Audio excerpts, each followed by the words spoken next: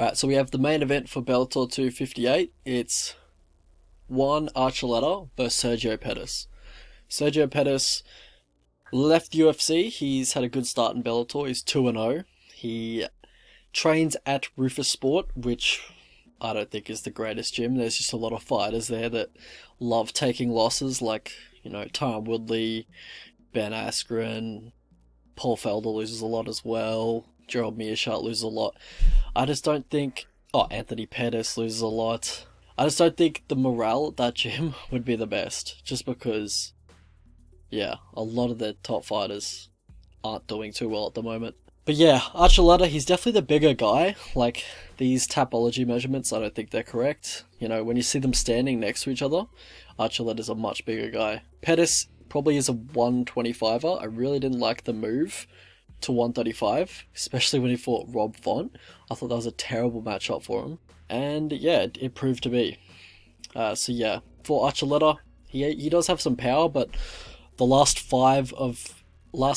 six fights, 5 of them have gone to cards. And a lot of those fights are 5-rounders.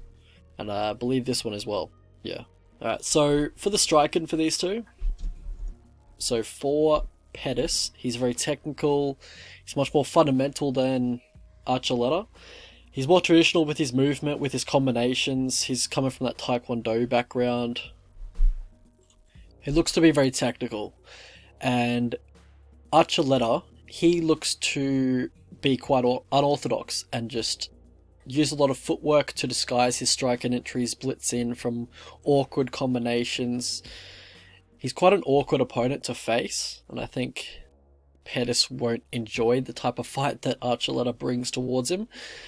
But yeah, Archuleta is hard to hit. He does have these awkward movements, these awkward footwork patterns, these awkward angles that he comes in on. Favorite things that he likes to throw is the switch stance to close distance and then throw the winging hooks in the pocket, like an overhand right to a left hook.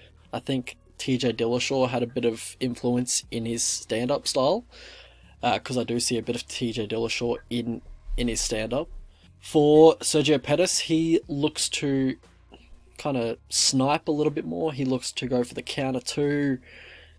If you throw a leg kick against him, he'll return with a leg kick. Just very traditional, fundamental Taekwondo. With Archuleta's style, he has to close the distance quite frequently, and sometimes he can do that from a little far out when he's closing distance, so it does give his opponents time to look for a counter or, time his striking entries, because he's got a full head of steam. He's not going to slow down, so you can, throw a knee without too much repercussions and all that kind of stuff. So that's what he has to watch out for with his style and just how he closes the distance.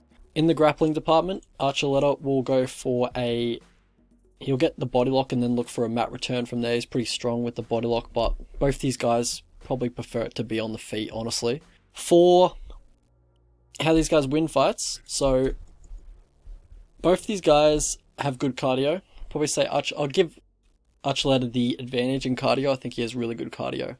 With the amount of movement and stuff that he does, I think his cardio is elite. Might be on the same stuff that TJ Dillashaw is on. But yeah, both have good cardio. I could see them going a good hard 25 minutes here.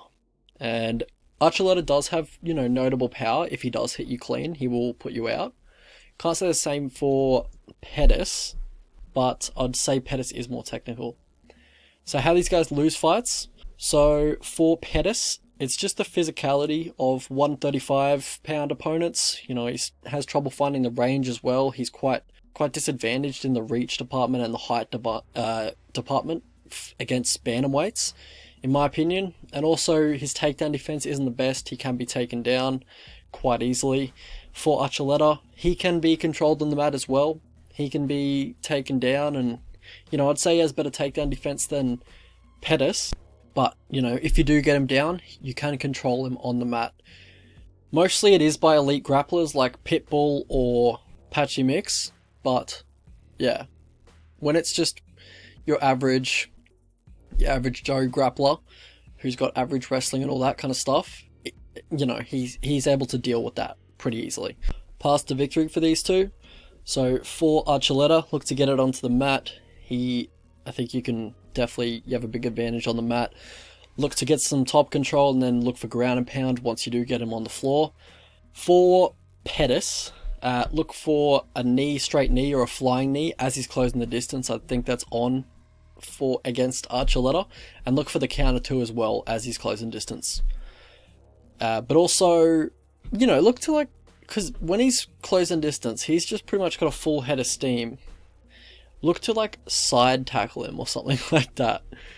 Like how soccer players tackle, because I feel like that would be kind of embarrassing if nothing else. But I feel like that's on with how Archuleta closes distance when he's just got that full head of steam and nothing's gonna stop him. I feel like he could just change levels and just trip him. But probably not advised. But I just think that'd be kind of funny. Alright, so how I see the fight playing out, I think the movement of Archuleta is going to really frustrate Pettis because Archuleta isn't giving him the type of fight that he wants. It's not going to be a pretty fight. It's not going to be clean, technical, against a guy who's just going to stand in front of him. That's what Pettis wants, and that's pretty much the opposite of what Archuleta is going to do here. Pettis can absolutely catch him with, a strike as he's coming, as he's closing distance, but I feel like Pettis is going to be quite tentative in this one. Once he feels the power of Archuleta and how, Archuleta closes distance, I think he's just got to be a little tentative and he's going to fall behind the volume. I think Archuleta should outwork him from outside on the feet, but he can also mix in takedowns, as he's closing the distance. So I think he's just better everywhere, in my opinion. I think it should be a dominant Archuleta win, either 49-46 or 50-45. I don't think he finishes Pettis. I think it goes to the cards, but I do think he gets a dominant win. Alright, let's have a look at the betting lines. Yeah, so I do think Archuleta wins. I think he wins by decision. I think he wins around 60 to 65% of the time. So yeah, I do think there's a tiny bit of value on the line. Maybe it'll go up. People don't really know Archuleta that well. Pettis, bit more of a household name. Yeah, so I'm hoping for a little bit better price, but I think there's a bit of value on the line at the moment. Anything around $1.69 to -145, I think that's value, but I'm kind of waiting for a better line. I'm hoping for that.